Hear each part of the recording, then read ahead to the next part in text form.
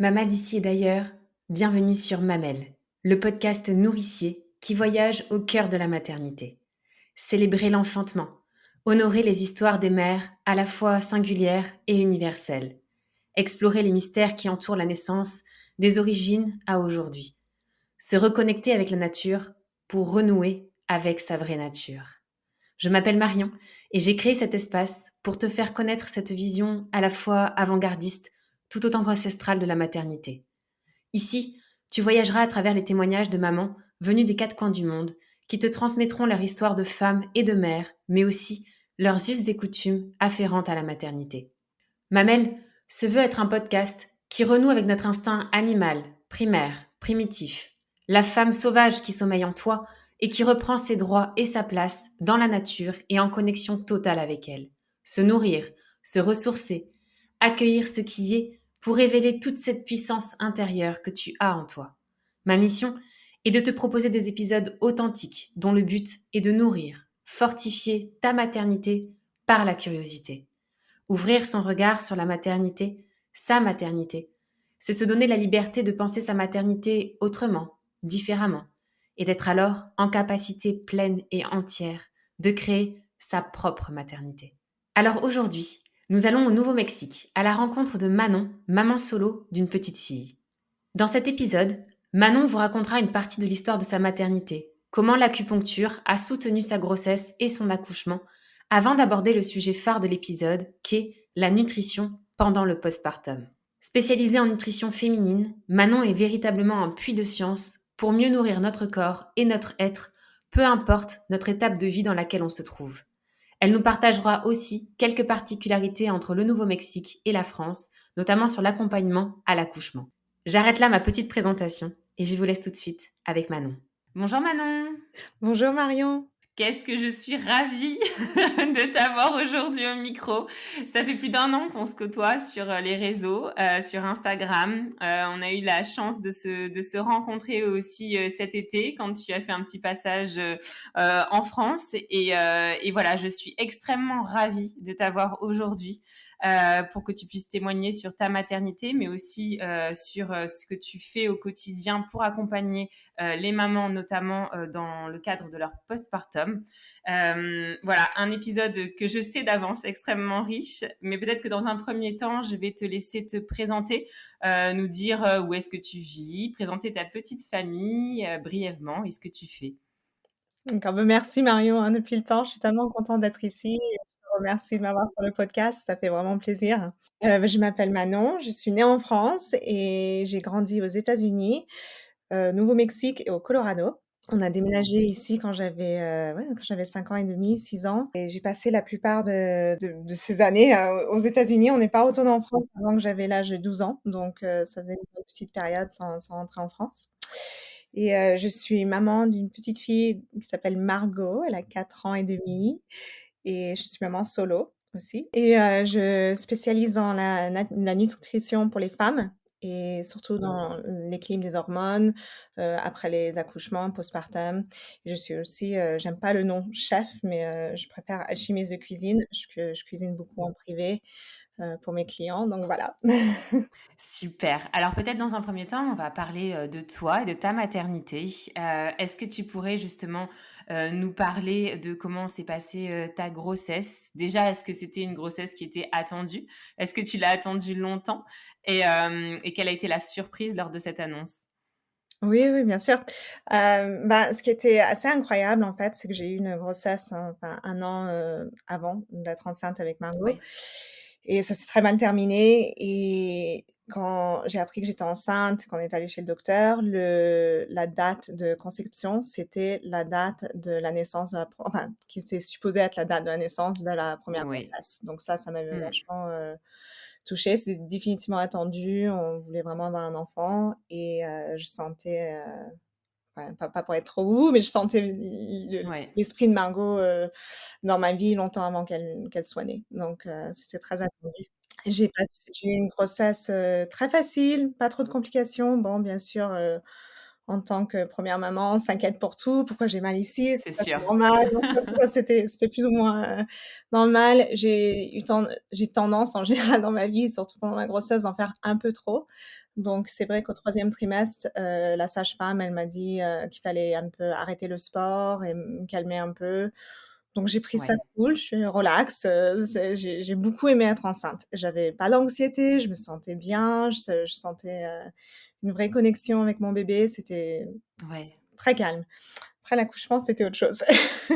Ouais, ah bah, justement, est-ce que tu avais un projet de naissance déjà dessiné? Un idéal d'accouchement? Oui, oui, oui, bah, bien sûr. Aux États-Unis, ils amènent beaucoup d'importance sur le projet, Ouais, d'accouchement et j'ai été suivie par, 4 sages-femmes. Donc c'était un centre, à Santa Fe qui spécialise dans les accouchements. Il y a pas de gynéco, c'est que des sages-femmes, ce qui est très d'accord. commun ici aux États-Unis. Enfin, tu peux choisir entre sage-femme ou gynéco. Mais, Ouais, elles étaient toutes un peu différentes. Il y en a une en particulier que j'ai beaucoup aimée. J'ai du coup, au bout du 2e trimestre, j'ai réglé tous mes rendez-vous avec elle jusqu'à la fin et elle m'a préparée pour avoir moi, j'ai décidé de me préparer pour avoir un accouchement sans péridurale, ouais, complètement naturel et je voulais pas faire un accouchement à la maison. Ma mère m'avait un peu fait peur parce qu'elle avait perdu énormément de mmh, sang et elle a eu ouais, beaucoup de mal et donc nous, on habite à 40 minutes de voiture de l'hôpital, donc ça m'a fait un peu peur. Du coup, on a prévu de ouais, faire ça à l'hôpital et j'avais le choix d'avoir, une doula ou pas et au lieu d'avoir une doula, ouais. j'ai décidé d'embaucher ma meilleure copine, en fait, qui est acupuncturiste Génial. pour faire, Ouais, de l'acupuncture parce que je me sentais plus en confiance avec elle qu'avec quelqu'un que je connaissais pas très bien et puis aussi, hem ça m'a apporté le même soutien, en fait, que d'avoir une doula, je ouais, pense. Elle avait déjà fait de l'acupuncture dans les accouchements, donc elle savait, ouais, plus ou moins quoi faire et c'est ouais. ma meilleure copine, elle me calme beaucoup, donc ça C'est énorme, super. et donc voilà, ça c'était mon plan d'accouchement, Et l'acupuncture, tu l'as commencé au moment de l'accouchement ou en amont? J'ai fait des séances, tout le long de ma grossesse. Après, ce qui s'est passé, c'est enfin, je pense que beaucoup d'autres mamans peuvent se sentir comme ça où, Oui, j'avais hâte de voir Margot, j'avais hâte qu'elle soit née, donc ouais, arrivée, à la 40e semaine, j'ai dit: «Bon, j'ai envie que ça bouge plus vite», donc elle m'a fait un ouais, traitement pour essayer d'accélérer l'accouchement et je pense que d'accord. j'étais franchement pas prête. Déjà les dates, quand ils donnent les dates comment on dit le due date en français? C'est Du terme? le du terme, en général, c'est pas accurate. Ça peut être Oui, 2 semaines oui, avant, 2 oui, semaines après, on sait pas c'est trop. aléatoire, Voilà, totalement. donc je pense que mon corps était pas du tout prêt, j'avais pas eu beaucoup de contractions et tout et du coup, ça a simulé l'accouchement, mais d'une manière qui était pas, très confortable. J'ai eu des Ouais, contractions 4 jours avant que Margot soit née, mais les contractions étaient aussi puissantes que les contractions que j'ai eues ouais. 1 heure avant qu'elle soit née et ça a duré comme Waouh! ça pendant 4 jours, sans rythme, il y a pas de rythme donc bah, des fois, c'était toutes les 4 minutes, après c'était toutes les 3 heures, après c'était toutes les 20 minutes, ça Mais changeait, avec la même intensité? mais la même intensité, donc c'était Ouais, très dur. Donc les 3 nuits avant l'accouchement, j'ai pas du tout dormi, surtout que j'avais plus de contractions quand je dormais que quand j'étais réveillée. Quand j'étais réveillée, ça se calmait, dès que je m'endormais, ça revenait. mmh Ce qui est mh. Waouh! ce qui est un peu, le caractère de ma fille. Elle m'a bien préparée parce que les premiers mois, les premiers 3 mois, elle dormait pas, mais la journée, il y avait pas de problème, elle dormait. Margot. Donc voilà. Donc ça a été un peu fatigant et du coup, elle a continué à essayer d'accélérer l'accouchement avec différents traitements, Ouais, d'acupuncture et puis j'ai pu aller à l'hôpital. J'étais, dilatée de ouais, 4 centimètres et là, de ce moment-là jusqu'à ce qu'elle soit née, on avait pour à peu près 23 heures et j'ai dû pousser pendant, 6 heures donc c'était ouais, dur. très long, épuisant, quoi. Ouais, c'est Épuisant et sûr. ils m'ont offert la péridurale, mais je me suis dit: «Bon, ça y est, je sens tellement de douleur, ça va se passer, ça va accélérer Mmh assez vite». Je m'attendais pas que ça dure, le temps que ça a duré et à la fin, Ouais, j'étais complètement disconnectée de mon corps, quoi. ouais, Je me souviens quand ils m'ont donné Margot, j'avais même pas la je comprenais même pas ce qui se passait et très vite, j'ai perdu énormément de sang, beaucoup plus que ma mère avait ouais, perdu et on était un peu inquiets. Donc voilà, j'étais un peu sous choc, pour ouais, l'accouchement. Je peux pas dire que je tiens un souvenir, magique ou enfin beaucoup de mamans qui pleurent, qui ont plein d'émotions. Moi, je me ouais. sentais mais complètement éteinte. Donc ça, j'ai Éteinte, senti ouais. beaucoup de culpabilité pendant longtemps, enfin toujours, je pense aujourd'hui, Mmh. à propos de ce sujet, Ouais. à propos de cette expérience. Par contre, les 2 jours qui suivent, après ça c'est tout remonté. Là, c'est les émotions sont venues, bien sûr aussi normal aussi, hein, on perd C'est une ça! perte d'hormones, c'est normal, mais après je me souviens être dans la voiture, puis je vois les cartes que de mes copines et puis ma fille à côté de moi et j'arrêtais pas de pleurer toute la journée, mais des bonnes larmes, hein, j'étais pas déprimée, mais Parce que tu es sortie combien de temps après, pour le coup, de l'hôpital? ils Parce m'ont que je sais gardée pas aux 3 jours. États-Unis J'avais comment. perdu 3 beaucoup, jours. beaucoup de sang et j'étais très faible et très fatiguée. Donc on est restés, 3 nuits à l'hôpital. Ce qui est, plus ou moins normal aux États-Unis, normalement, c'est entre 2 à 3 nuits. D'accord, donc à peu près similaire, ouais. Alors comment ça s'est passé l'après? La mise en place de l'allaitement, les nuits, le sommeil avec bébé, tu viens de le dire, Ouais. ton postpartum en gros. Comment tu l'as vécu? Ouais, ouais, bien sûr. Ben, le postpartum, enfin les 1res 6 semaines ont été un peu, c'était un peu le chaos parce que déjà j'avais pas le lait mon lait qui il dés j'avais pas de descente de lait encore parce que j'avais perdu D'accord. tellement de sang, il y avait un délai. Et et aussi ma fille avait un frein de un frein de Un frein de langue. un frein d'orgue. Voilà. Donc ça, on l'a pas appris avant 2 semaines et elle avait perdu beaucoup de poids, hein. J'arrivais pas à la faire prendre le biberon, le sein, ça marchait pas, c'était très difficile, un peu stressant. Donc dès les premières 2 semaines, on était tout le temps, chez le docteur et finalement, ils ont fait une petite opération à laser et ça a tout changé. Donc après les 2-3 premières semaines, c'était beaucoup plus facile.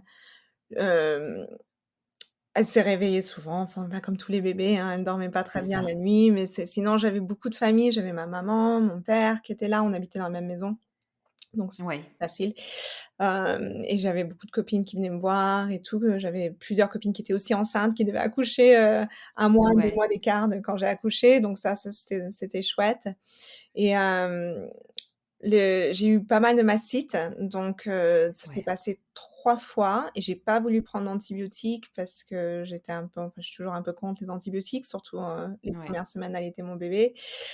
Et oui. du coup, bah, je suis allée voir ma copine, Mita, qui est acupuncturiste et elle m'a fait un traitement avec les coupes, là, en verre. Oui, Ouais, oui, un traitement de ouais, derrière le dos et c'était instantané, incroyable. Même elle, elle en revenait pas.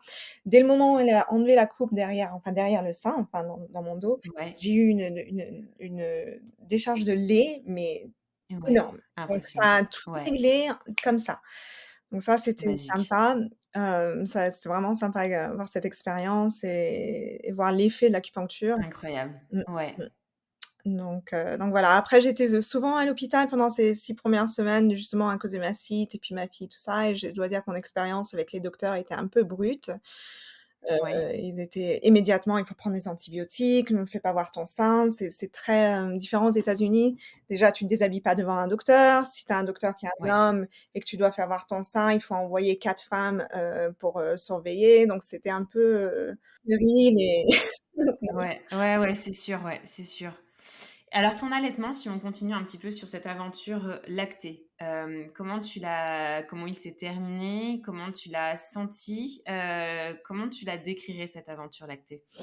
je peux pas dire j'ai travaillé avec une médium les 1res semaines parce que j'étais fatiguée et puis un peu enfin un peu dans le baby blues et elle m'a demandé la question: «Est-ce que ça te plaît d'allaiter ton bébé?» et quand j'ai Ouais, vraiment, réfléchi, j'ai dit: «Bah non, en fait, je sens rien». Mais je pense que c'était tout le stress de l'accouchement, après les mastites et tout ça, l'opération, ça a mmh, un peu enlevé ce côté magique pour moi. Et c'est seulement au bout de 3-4 mois que j'ai commencé à adorer allaiter ma fille. Comme ça, c'était vraiment ouais, là, j'ai trouvé un rythme avec elle et c'était complètement différent. Mais j'avais besoin de m'ancrer un peu et puis de sentir, bah, surtout les 6 premières semaines, on en parlera, mais les 6 premières semaines d'une maman, de oui, postpartum, c'est très important. Il faut que ouais, la maman se bien repose, il sûr, faut que le bébé se repose, il faut être en paix. Donc j'ai fait tout l'inverse. ouais, C'était go, go, go, les docteurs, ouais, pas de sommeil. On ajoute aussi, pendant ces 1res semaines, on a eu une invasion de souris chez moi. Donc on a dû Oh! bouger de l'autre côté de la maison, dans une petite chambre d'amis chez mon père et enlever toutes les Ouais. affaires. Donc quand tu as un bébé aussi, ça t'inquiète un peu. Oui, c'est sûr, ça C'était ajoute. loin d'être calme et je pense que j'ai senti plutôt le calme que j'aurais dû sentir ces 6 premières semaines, C'est sûr. tard dans mon postpartum. Plus tard, oui. Elle s'est terminée quand l'aventure lactée avec Margot? Elle avait presque 3 ans. Presque 3 ans. Ça a été fait de manière naturelle? Oui, je dois dire que les 6 derniers mois, j'en pouvais plus. Je voulais vraiment j'avais une espèce de répulsion. Je voulais pas qu'elle prenne le sein. Ça me dérangeait, mais pas d'une manière, je sais pas comment expliquer, c'est ça m'énervait. J'avais les Ouais. nerfs et j'en pouvais plus. Elle était complètement, obsédée, c'était très difficile. Accro. Ah ouais, complètement Ouais. accro et même aujourd'hui, hein, elle a 4 ans et Ouais. demi, ça fait 2 ans qu'on a arrêté, plus de 2 ans Ouais. et à chaque fois que j'enlève le soutien-gorge: «Maman, maman, les lolos, les lolos!» Et elle-même essaie Ça toujours de reste. prendre le lolo, elle en parle tout le temps, donc je pense que Ouais, ça ouais, marche. ça reste quand même une aventure pour Ouais, ouais, toutes les bien 2. sûr. Alors tant que je reste sur cette période de postpartum, avant de parler à proprement parler sur l'accompagnement, que tu proposes, quand est-ce que tu as repris, le travail justement?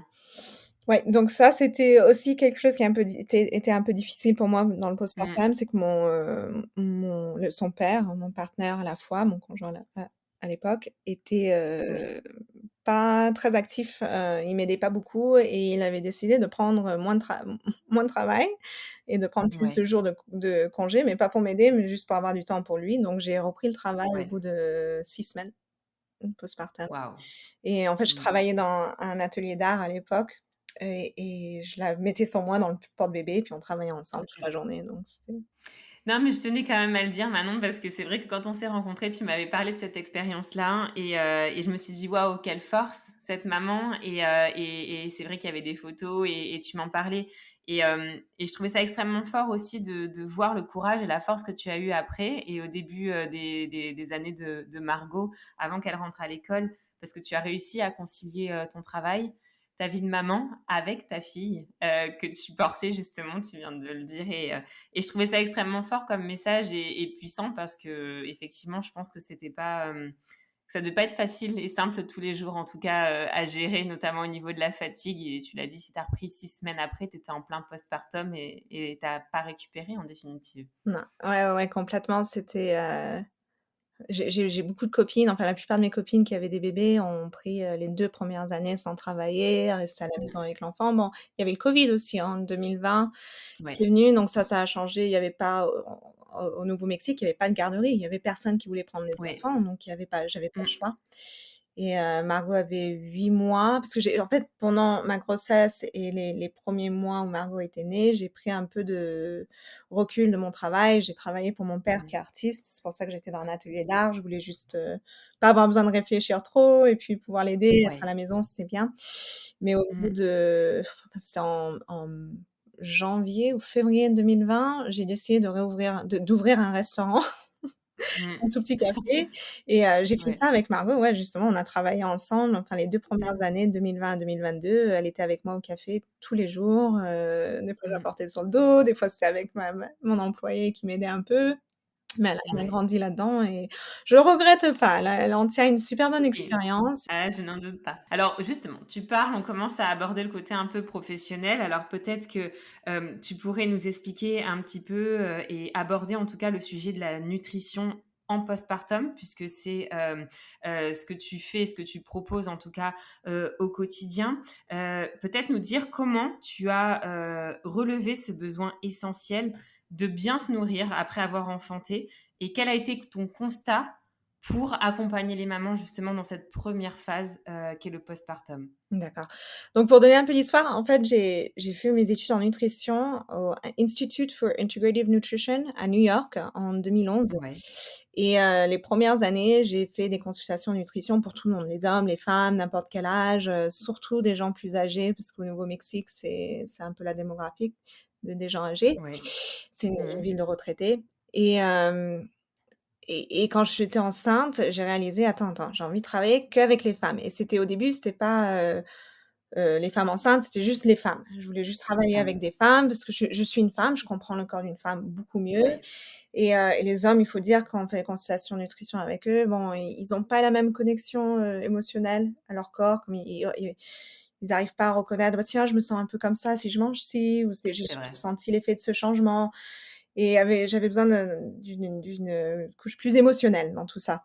Mmh. Donc j'ai commencé à travailler avec les femmes à ce moment-là et puis après, quand j'étais enceinte, je me suis dit: «Mais bon mon Dieu, il y a nulle part, il y a pas de restaurant où il y a pas même les docteurs, il y a personne qui t'avise de ce que tu devrais manger ou pas». Enfin si, on a une liste de ce qu'il faut pas manger, mais ici aux Oui, États-Unis, en tous les cas, quand ils te disent ce que tu dois manger pour avoir plus de fer, pour avoir plus de zinc, de vitamine B, c'est des c'est vrai. recommandations, nulles, en fait, complètement nulles et la plupart des recommandations sont même pas des choses qui sont bonnes pour la santé ou qui te servent à quoi que ce soit, c'est horrible.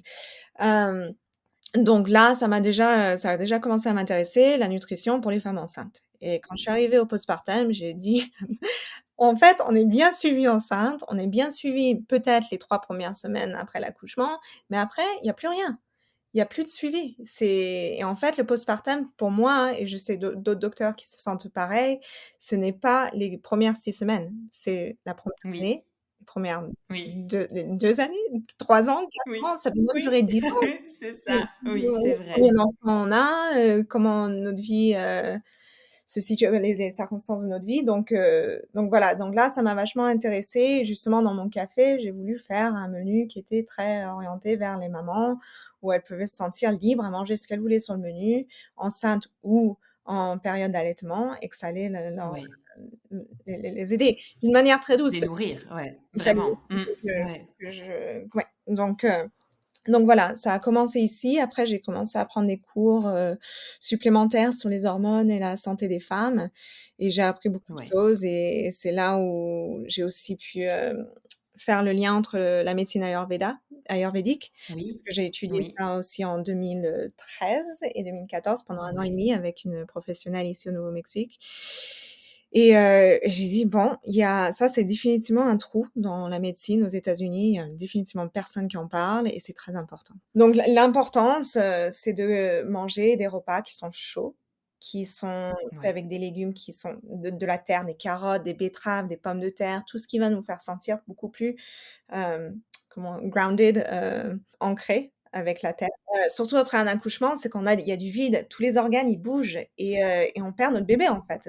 Notre bébé n'est plus dans notre ventre, il y a un grand vide et ce vide a besoin d'être rempli avec un sentiment d'être ancré et on fait ça à ouais, travers la nutrition c'est très conseillé de pas manger des repas froids, de pas manger des crudités, de pas manger du surgelé, des de tout ça, tout ce qui est, de qualité froide et après aussi de manger pour l'allaitement.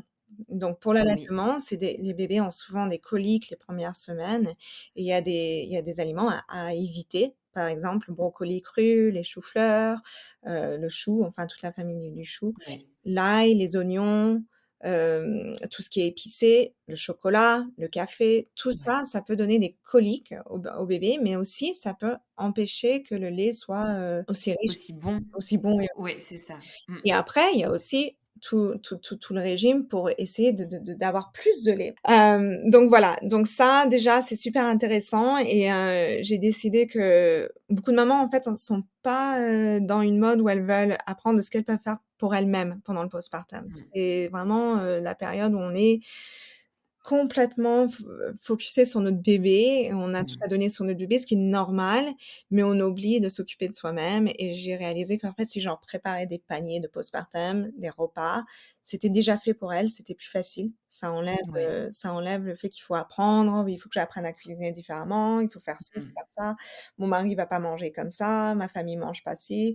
Donc voilà, ça a simplifié un peu, donc j'ai commencé à faire beaucoup de paniers postpartum et C'est génial. ouais, c'est génial. J'ai fait quelques workshops aussi là ces dernières années avec des mamans, pour leur expliquer l'importance de se nourrir parce que Ouais. quand on donne le sein, pendant la période d'allaitement, on perd beaucoup de vitamines et de minéraux en fait. On donne tout. Donc c'est important de nourrir notre corps pour nourrir notre bébé justement Bien et sûr. on a besoin de différents différentes vitamines, le fer, et de minéraux. Le fer, c'est très important, le zinc, la vitamine B12, c'est le magnésium surtout aussi pour le postpartum, pour la dépression. Ouais, Magnésium et la vitamine B, c'est crucial pour le système nerveux. Donc, ce sont des bases que je pense qui devraient être, inclus dans un programme postpartum à pour totalement. la première année, pas juste les premières semaines, mais la première année, même si Mmh. on donne pas le sein, même si on c'est juste pour se retaper. Très important. Se remettre beaucoup plus facilement et bien, en tout cas.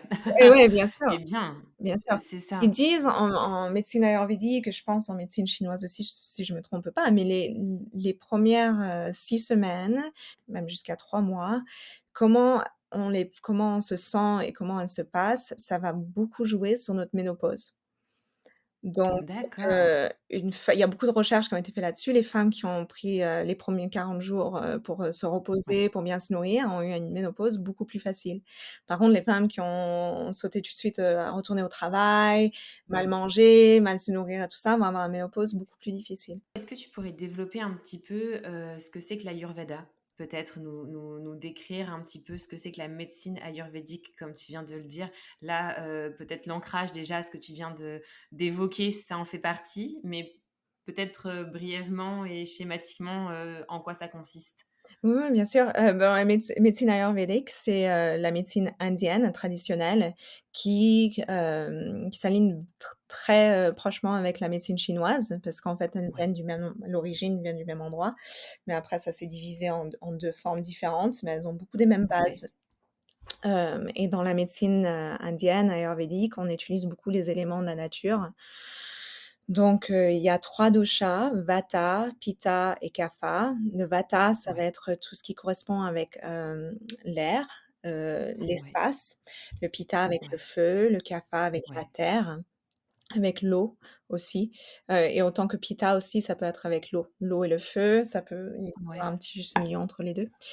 Et on arrive en fait avec l'Ayurveda, ce qui est génial, c'est de prendre par exemple du persil et reconnaître les qualités du persil. Une qualité du persil, c'est que c'est sec, c'est froid et ça sert à ouais, quelque chose. Si tu es, par exemple, on va dire, si tu as une constitution qui est plutôt, grasse, humide, lourde, tu vas vouloir la complémenter avec quelque chose qui est plus sec et froid pour pouvoir un peu ouais, alléger. Donc si tu as une si ouais, tu as une constitution de pitta qui est très chaude, par exemple, de manger des concombres, ça va aider parce que ça refroidit le système un peu. Et ouais, ça super intéressant. hydrate. Donc ça, c'est vraiment intéressant quand on commence à rentrer dans l'énergétique des aliments, de tout ce qui est autour de nous Ouais, et comment trouver des compléments, c'est génial. Et totalement. c'est très, comment on dit en anglais, c'est bio-individualistic. Donc c'est pas pareil pour tout le monde. Le C'est ça, c'est vraiment du cas par cas et en fonction de notre, typologie aussi. C'est ça, en fait et on répond à un élément particulier, si je comprends bien. Ouais, on apprend à se Puisque ce sont connaître les éléments là. on apprend à se Ouais, connaître beaucoup plus, ce qui est important. On c'est vit dans magique. sport toute notre vie. Alors là, actuellement, tu proposes quoi comme accompagnement? Est-ce que tu proposes un accompagnement justement particulier là-dessus, sur la nutrition en postpartum ou pas? En ce moment, c'est pas que sur le postpartum, c'est juste pour toutes les femmes. J'étais vraiment, je pense, pendant ma période postpartum, j'étais complètement focusée sur les mamans et là, j'ai trouvé qu'en fait, c'est important d'être, Le féminin? ouais, tout ce qui est féminin. Surtout dans Mmh. l'équilibre des hormones, dans les de équilibrer les taux de glucose et je pense que quand on commence avec ces bases, ça a un impact sur tout le monde et ça une femme qui a 32 ans, qui a pas encore eu d'enfant, qui sait pas qu'elle veut un enfant si elle veut un enfant ou pas, mais qui a quand même des problèmes d'hormones, elle a intérêt à les régler avant d'avoir un enfant et ça va justement peut-être améliorer ses chances de fertilité si elle fait ça. Donc je pense on a tous besoin d'aide en fait, c'est pas que Bien sûr, bien sûr et ce qui est intéressant aussi, ce que tu dis, c'est que, le fait, d'aborder justement cette nutrition qualitative en postpartum, ça a un impact aussi sur notre bébé. C'est ce que tu disais aussi, que ça soit pour l'allaitement, mais pas que en définitive, puisque ça agit sur notre humeur, notre énergie, notre fatigue. C'est ça en fait les impacts aussi qu'il y a, en plus de l'alimentation et se nourrir? Bien sûr, mais aussi ça va encore plus loin que ça. C'est que si on se nourrit nous, si on se nourrit bien, on a plus de chances à nourrir bien nourrir notre enfant plus tard. C'est vrai que la Bien première sûr. année, on veut faire tout correctement, on fait très attention, mais bon, au fil du temps, quand on reprend le travail, quand le temps passe, on a tendance à un peu oublier, à être plus Mmh. cool, plus relax. Bon, on fait une assiette de pâtes tous les soirs ou c'est ce qu'il y a de plus facile. Mais je pense que si dès le départ, on comprend l'importance de bien se nourrir, hein, et de bien nourrir notre enfant ensemble, ça Mmh. c'est plus facile et on commence à prendre des habitudes plus tôt, ça a un gros impact et aussi notre enfant quand il nous voit bien manger, il a plus de chances aussi à bien manger lui-même. Peut-être pas les premières années parce que les enfants jusqu'à l'âge de 5 6 ans, ça enfin, un jour ça aime beaucoup les brocolis, le lendemain ça veut rien à part du pain, donc C'est ça ça. change et il faut être un peu flexible, mais il faut toujours, toujours, toujours offrir, des C'est légumes et ça. des aliments frais et tout ça, je pense que c'est très important et ouais, au niveau énergétique et tout ça, enfin, si on se sent bien, notre enfant se sent bien, c'est simple, hein. C'est évident, c'est un miroir, Ouais, exactement. Alors peut-être maintenant, tu pourrais peut-être nous proposer, si tu as réfléchi sur le sujet, un petit plat, typique ou en tout cas un plat que tu chéris, dans lequel il y a vraiment, tout ce qui est bon en nutriments pour, la jeune maman. bah, donc j'ai bien réfléchi aux recettes, mais comme je t'avais dit, je travaille sur un livre, spécifiquement là-dessus, un livre de recettes pour, pas que pour les mamans, mais pour tous les stages d'hormones Ouais. et je sais pas encore les recettes qui vont aller dans le livre, celles qui vont pas aller Ah! dans le livre, donc je sais pas Ah choisir, mince! dans tout ça. Par contre, ce que j'ai pensé qui était très bien à partager, c'est une recette d'une tisane qui s'appelle le CCF. Ah! C'est le Ouais, ça c'est un pour cumin, coriandre, fenouil, et c'est très connu dans ouais. l'Ayurveda. Par contre, moi, je prépare avec de la rose et un peu de camomille aussi parce que ça Waouh! aide avec le système nerveux et la rose, c'est très, très important pour la Oui. période postpartum et c'est très simple. Que ben, 2 coupes d'eau avec une cuillère Ouais, à thé de chaque, épice: cumin, fenouil, ouais. coriandre, rose et camomille et on Waouh! boit ça le soir et le matin et ça, c'est bon pour le postpartum, OK. c'est bon pour quand on est enceinte, c'est bon quand on n'est pas enceinte et quand on n'est plus dans le postpartum, ça aide le Trop système bien. digestif, ça aide le système nerveux, ça aide l'allaitement. Donc ça a plein de vertus et c'est je pense que c'est quelque chose d'important à avoir, dans notre répertoire, Magique. Ah mais oui, oui, oui, totalement. Super, merci Manon. mmh. Et alors pour finir un petit peu sur, on va revenir un petit peu sur, la particularité, du Nouveau-Mexique. Des États-Unis, on sait que c'est un État fédéral, donc tout le monde n'est pas, logé un peu à la même enseigne, notamment en ce qui est, de, la prise en charge, de l'accouchement. Est-ce que tu pourrais nous dire un petit peu, toi, qu'est-ce que tu as remarqué, sur les tendances, en tout cas au Nouveau-Mexique, autour de l'accouchement? Comment c'est pris en charge? Bah, le Nouveau-Mexique, chaque État est très différent aux États-Unis. Donc, ce qu'on va trouver au Mmh. Texas, on va pas trouver au Nouveau-Mexique, C'est ça. vice-versa. Donc, le Nouveau-Mexique est très pauvre, mais c'est aussi un méca pour tout pour tout ce qui est, médecine alternative. On a plein, plein, plein, plein de naturopathes, acupuncturistes, professionnels en Ayurveda. Donc c'est très riche de ce côté-là. Donc je dois Ouais. dire qu'au niveau des accouchements, il y a un état d'esprit beaucoup plus ouvert et comme j'ai dit, moi, mes sages-femmes, elles étaient pas du tout contre, le fait que je voulais pas de péridurale, que je voulais amener des huiles essentielles. Au contraire, elles le Ouais. recommandent. Elles le recommandent et puis elles sont entraînées pour travailler avec ça. Ma sage-femme m'avait recommandé des tisanes, les feuilles de framboise. C'est ça, hein, feuilles de Ouais. framboise en français? Les feuilles de framboisier? Ouais. Feuilles de framboisier. Donc, ils sont quand même bien, éduqués de ce côté-là.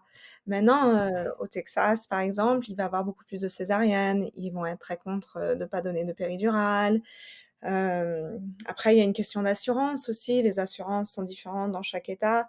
Au Nouveau-Mexique, en général, les États-Unis, les assurances de santé sont très, très chères et Mmh. pour, pouvoir joindre ton déductible, ça demande beaucoup d'argent. Un accouchement en moyenne, si tu prends la moyenne des accouchements qui sont sans assurance et avec assurance, le prix, c'est à peu près 18 000 l'accouchement. Waouh! Après un accouchement, avec assurance, il faut compter à quand même payer 2 000 $. même avec ton Ouais, c'est ça. assurance. Heu Mmh mh. et puis sans assurance, laisse tomber, ça peut être entre 20 et 30 000 $. Ce qui pousse peut-être justement les accouchements naturels pour le coup, enfin naturels. Je pense que le fait que déjà aux États-Unis, on n'est pas très bien suivi par la le système, médical et puis par les assurances santé qui sont tellement chères. On a l'habitude de dépenser de l'argent dans la médecine, en fait. On a l'habitude que Ouais, si on veut voir une naturopathe, ça va coûter 200 $. Si on veut investir dans notre santé, ça coûte de l'argent.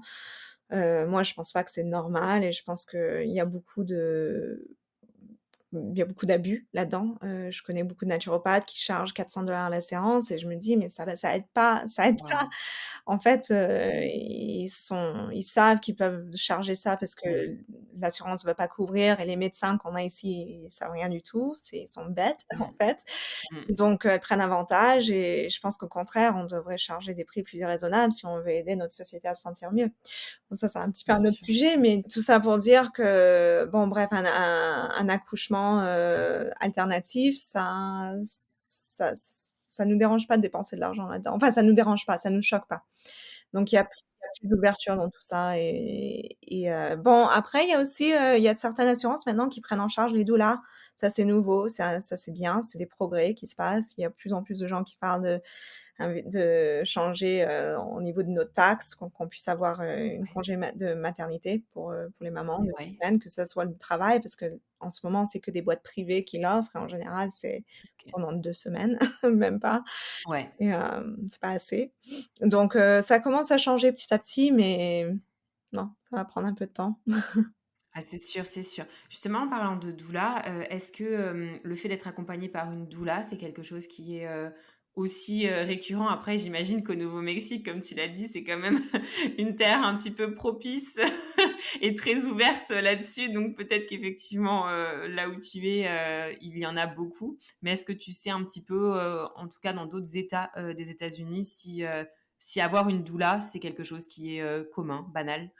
Ah oui, c'est même là maintenant, tout ce qui est postpartum, ça cartonne. Tout ce qui est, C'est vrai? grossesse, ça cartonne, les enfants, enfin il y a 2 ans, je connaissais pas une seule personne qui offrait des repas postpartum et là, dans chaque État, il y a une compagnie qui fait des repas postpartum. Donc ça, il y a une grosse demande et ça bouge beaucoup. Les doulas, il y en a de partout. Avant, il y avait que des doulas pour les accouchements et maintenant, on trouve des Ouais, doulas postpartum.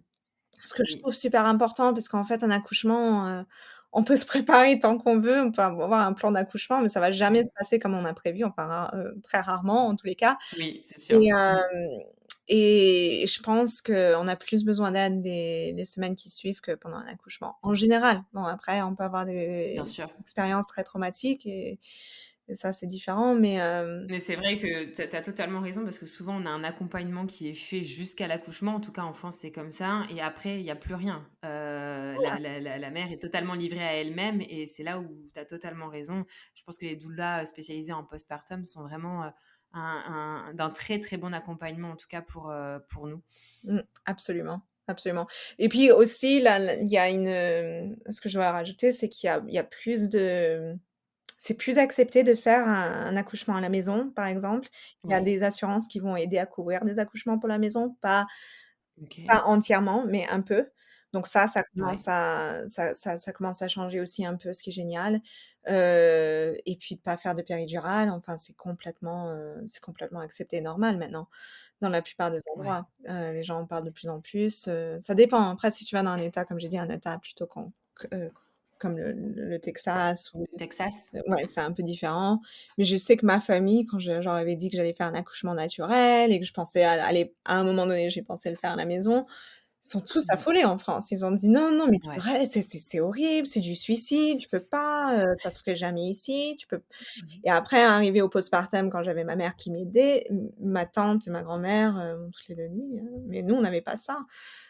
Mmh. C'est nouveau tout ça, on n'avait pas Bien des sûr. LED comme ça et ce qui est malheureux, c'est que si, à l'époque, tout le monde dans le monde avait de l'aide. C'est qu'on a perdu l'importance de la puissance des femmes autour de nous quand on a un bébé. Ça prend un village Mmh. et ça prend d'autres femmes à se soutenir. Très Mmh. important, on fait trop de choses, solo dans ce monde, je pense, Totalement. Ça, c'est un autre, vaste, chantier Ouais. et mais en tout cas, c'est déjà beau de voir, comme tu le dis, qu'il y a des choses qui bougent, en tout cas, autour de la naissance.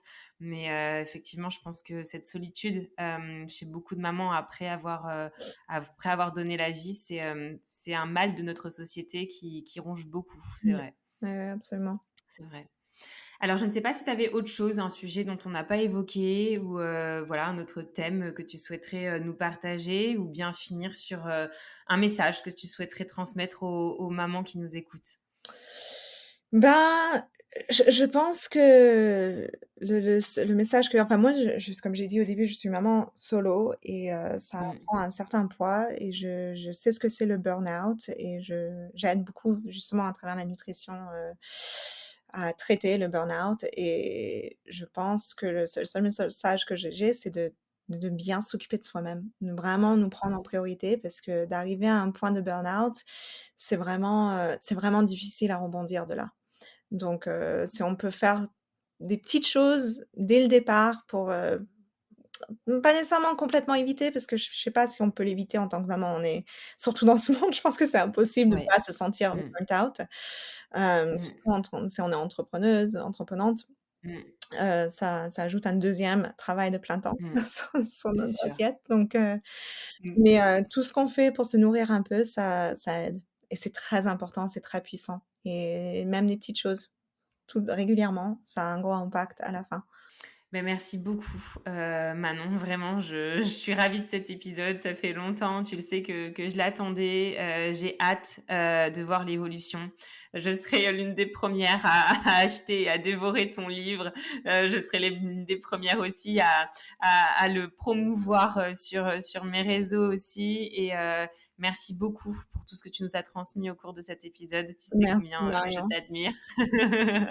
J'étais vraiment ravie et puis une belle continuation et de toute façon on reste connectés. Ouais, bien sûr et merci, hein, ça fait vraiment plaisir d'être ici et j'adore ce que tu fais avec ton podcast, c'est génial. Merci Manon, à bientôt. Merci. Mama, merci pour ta fidélité et ton écoute si précieuse pour moi et toutes les mamas auditrices. Si tu as aimé cet épisode, n'hésite pas à t'abonner, commenter, liker mon podcast, mais aussi à t'abonner à mon compte Instagram Mamel le podcast pour y retrouver les moments phares des épisodes et bien plus.